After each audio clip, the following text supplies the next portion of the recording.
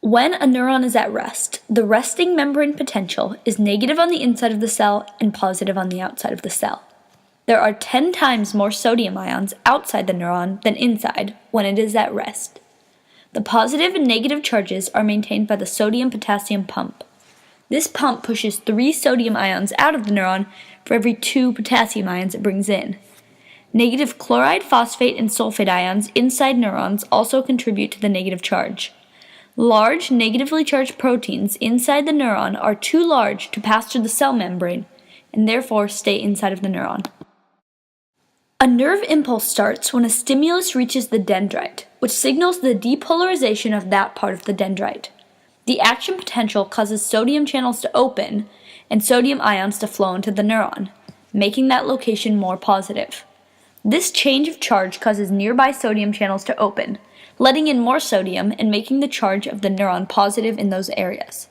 When this occurs, the area is depolarized because it is more positive on the inside and negative on the outside.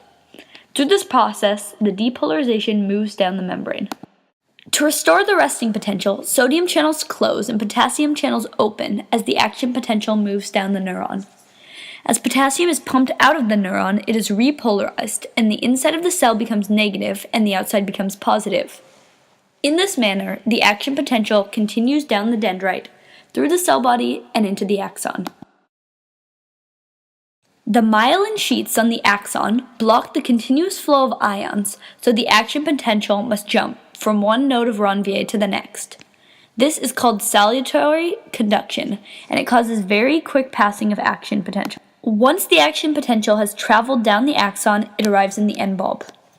The reversal of charges opens up calcium channels and allows calcium ions to enter the bulb. The presence of calcium in the bulb triggers synaptic vesicles to fuse with the presynaptic membrane.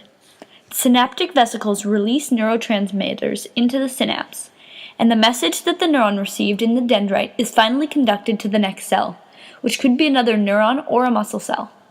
Through repolarization, the neuron is returned to its resting potential.